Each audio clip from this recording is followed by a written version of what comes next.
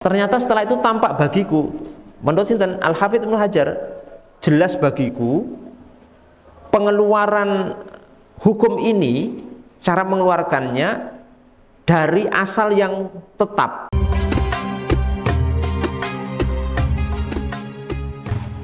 Makanya ada seorang ulama, Al-Imam Suyuti rahimahullahu taala,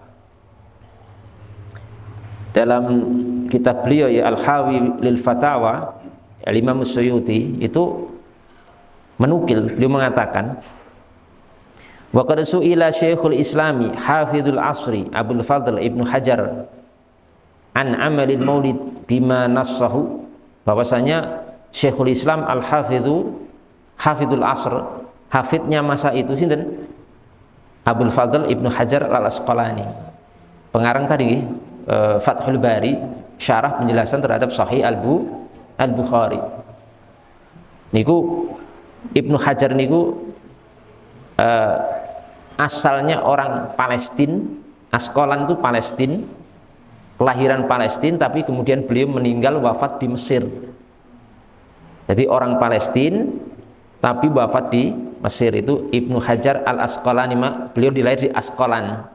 Maka Al-Asqalani itu nisbah kepada daerah tempat beliau dilahirkan, itu di Palestina. Tapi beliau wafatnya di Mesir. Itu ulama besar. Hafidh ya, Al-Hafidhu. Sampai penjelasan Sahih Bukhari itu yang paling jos, yang paling hebat Fathul Barinya Al-Hafidh Ibnu Hajar. Padahal yang menjelaskan Sahih Bukhari itu puluhan ulama, tapi yang hebat cuma satu itu. Beliau ini Ibnu Hajar Al-Asqalani pernah ditanya tentang sebagian kaum muslimin yang mengadakan ihtifal tentang kelahiran Nabi Muhammad SAW. Ihtifal itu intinya ya memperingati hal itu untuk tujuan mengingat Nabi Muhammad, kemudian bergembira dengan kelahiran beliau, dan juga berusaha meneladani sirah sejarah hidup beliau itu bagaimana hal itu. Maka Al-Hafidz Ibnu Hajar Al-Asqalani rahimahullah mengatakan, aslu amalil maulidi bid'atun lam yunqal an ahadi minas salafi salihi minal quruni thalatha walakinnaha ma'a dzalika faqad ishtamalat ala mahasina wal diddiha faman taharra fi amaliha al mahasina wa tajannaba diddaha kana bid'atun aw kana bid'atan hasanatan wa illa fala. Saya terjemahkan langsung saja, kalau perkata sampean bingung. Jadi asal amalan kaum muslimin yang memperingati kelahiran Nabi Muhammad SAW itu sebenarnya memang itu hal baru, Pak. Di zaman Nabi, sahabat, tabi'in mungkin belum ada. Karena itu yang pertama kali melakukan hal itu adalah Al-Malik Al-Mudhaffar. Malik Al-Mudhaffar, seorang raja, Malik Al-Mudhaffar, itu disampaikan oleh Ibnu Katsir dalam kitab Bidayah wa Nihayah. Itu pertama kali raja yang mengadakan itu. Dan beliau ini raja yang luar biasa, gemar sedekah, agamanya bagus, memuliakan ulama. Dan satu lagi, beliau itu disifati oleh Al-Hafidz Ibnu Hajar, oleh Ibnu Adz-Dzahabi dalam Syiar A'lamin Nubala, beliau ini seorang raja yang sunni, seorang ahli sunnah, pengikut sunnah para imam-imam pendahulu. Nah, ini memang tidak ada. Sampai kurun ketiga pun belum ada. Kok kita misalkan ya seperti halnya peringatan Hari Raya Kemerdekaan RI, HUT RI. Nah, ternyata kemarin saya baru saja dikirimi dari teman tuh di Saudi itu sekarang ada HUT RI juga, HUT RI, HUT Saudi. Jadi ada peringatan hari kemerdekaan atau hari jadinya negara Saudi. Saya dikirimi ada film kartun itu, saya kira apa? Yang film Jepang itu apa? Naruto, saya kira Naruto. Ini kok ngirimi Naruto? Tak buka, oh enggak, bukan Naruto, tapi film kartun yang intinya itu dalam rangka untuk HUT kemerdekaan atau berdirinya kerajaan Saudi. Jadi sana juga ada peringatan, Pak, peringatan hari jadi Saudi. Dikira ndak ada, ya ada, Pak. Nah, seperti itu ya tidak ada di zaman Nabi, di zaman sahabat, di zaman tabi'in belum ada. Tetapi kata Al-Hafidz Ibnu Hajar bahwa akan tetapi jika hal itu ma'adzalik, ya, atau amaliyah itu mengandung, meliputi mahasin, hal-hal yang bagus dan hal-hal yang lawannya yang jelek. Oleh karena itu barang siapa yang taharri, faman taharra, taharri itu memilah untuk melakukan hal itu yang disertai dengan kebaikan-kebaikan dan menjauhi keburukan-keburukan, maka itu hal baru yang baik. Itu hal baru yang baik. Kita harus jujur jamaah sekalian bahwa sebagian kaum muslimin yang melakukan itu sebenarnya bagus isinya, secara umum bagus, gitu. Paling itu ada pembacaan sirah nabawiyah, kalau enggak sirah nabawiyah apa? Nasihat ceramah, gitu. Kemudian selain itu sholawat, membaca sholawat kepada Nabi Muhammad SAW, kemudian ada it'am, suguhan. Nah, ini yang paling penting menurut kita. Suguhannya itu, ada teh, gitu, ada snack, DLL, gitu. Itu mahasin, itu hal baik. Maka menurut Al-Hafidz Ibnu Hajar kalau seperti itu ya bagus, tidak masalah. Karena pada intinya itu masalah itu kan masuknya masalah ya tradisi saja. Tradisi atau adat, makanya berulang. Namanya adat itu kan kembali, Pak. Ada ya'udzu itu, karena kembali terulang tiap tahun. Maka Masya Allah dengan itu begini, dampak positif untuk masyarakat mujtama' muslimin.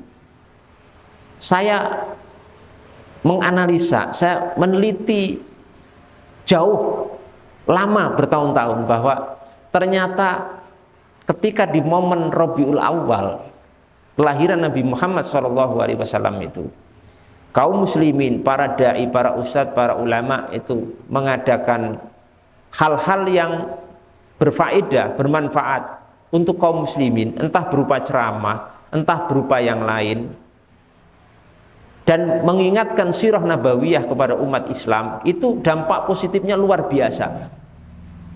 Yang sebelumnya tidak kenal Nabi Muhammad jadi kenal, yang sebelumnya malas-malasan berkutwah meneladani Nabi Muhammad jadi semangat, ya toh? Seperti itu. Tapi yang tidak itu faktanya kita nggak ngerti, Pak. Sampai bulan ini, bulan Rabiul Awal itu aja kita nggak tahu. Tahunya bulan bulan apa ini?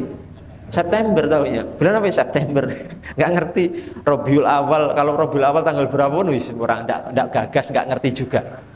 Jadi ada kemunduran umat Islam di mana ngeten, bulan Rabiul Awal itu biasa, nggak ada apa-apa gitu, dianggap biasa.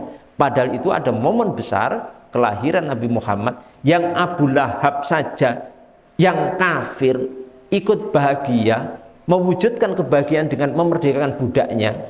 Dan riwayat ini disebutkan Imam Bukhari dalam Sahih beliau secara mursal dan ulama ahli hadis yang lain, sampai akhirnya diringankan siksanya.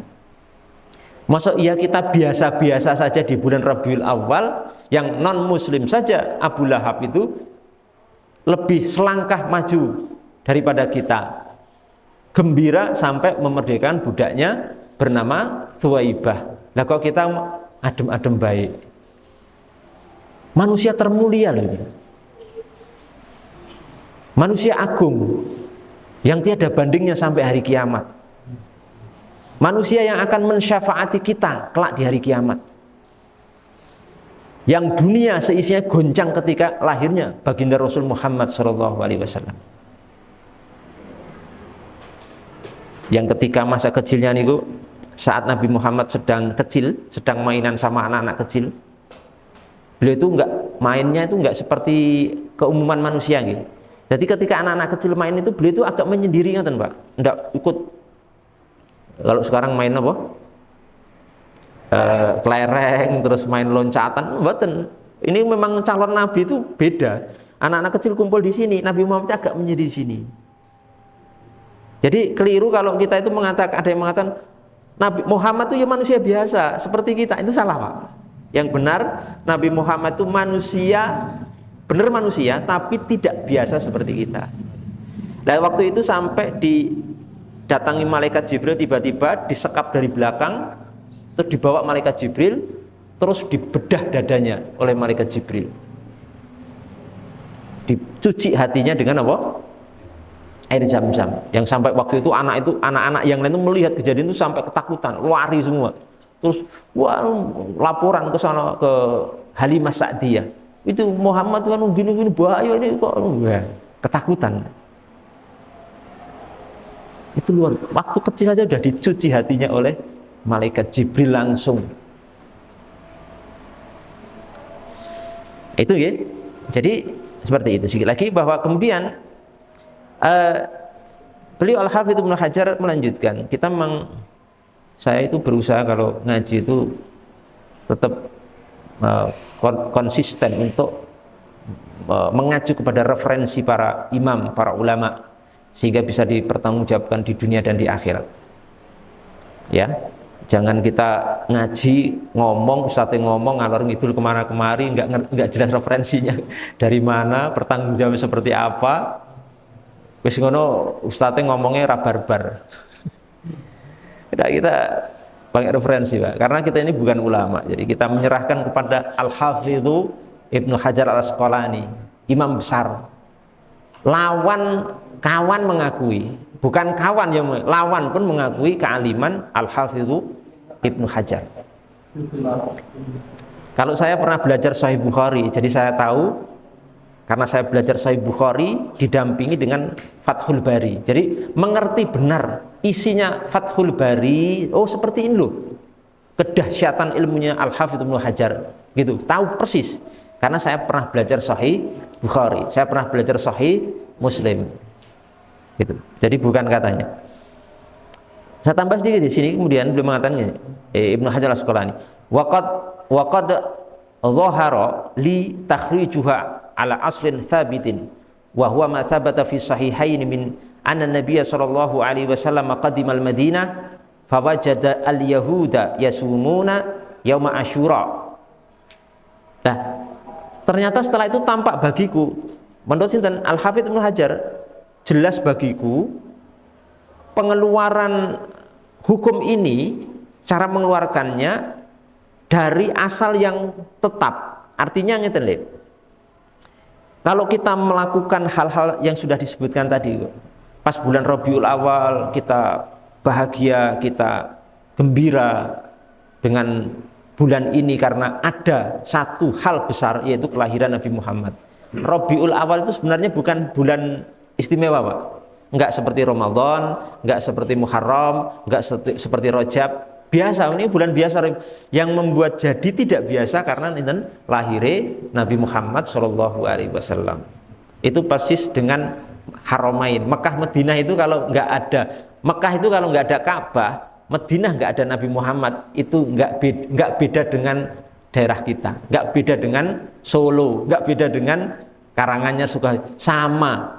Hanya yang membedakan Mekah jadi mulia karena ada Ka'bah, Madinah ada mulia karena Nabi Muhammad Shallallahu Alaihi Wasallam hayyan wa mayitan, hidup ataupun sudah wafat, itu jadi mulia, jadi baladul haramain, negeri yang dimuliakan, dua negeri yang dimuliakan karena sebab itu. Nah, hal ini ada asal yang sabit, yang pokok dari apa? Dalam Sahihain itu disebutkan bahwasanya Nabi Muhammad Shallallahu Alaihi Wasallam itu pernah ke kota Madinah, kemudian mendapatkan orang-orang Yahudi itu puasa Pak. Orang-orang Yahudi ini puasa, namanya puasa apa? Puasa di hari Asyura.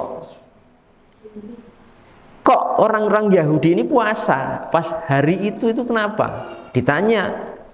Karena jawab mereka, orang Yahudi itu, karena hari itu adalah hari Allah Subhanahu wa taala menenggelamkan siapa? Fir'aun dan bala tentaranya di Laut Merah dan menyelamatkan Nabi Musa dan pengikutnya. Maka kami puasa sebagai bentuk syukur pada Allah Subhanahu wa taala.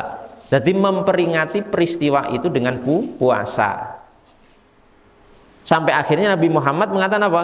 Nahnu ahaqqu bi Musa. Kami lebih berhak untuk puasa daripada Musa di hari itu. Maka kemudian di Islam ada puasa apa? Puasa apa? Asyura. Itu aslinya meniru Yahudi. Yahudi yang masih lurus loh. Nabi Musa itu sejarahnya seperti itu. Dikiranya murni dari kita, enggak Pak. Itu sejarahnya seperti itu. Termasuk juga Nabi Muhammad SAW menikah setiap Senin puasa, gitu. Kemudian beliau ditanya, ya Rasulullah, kenapa Anda puasa setiap hari Senin?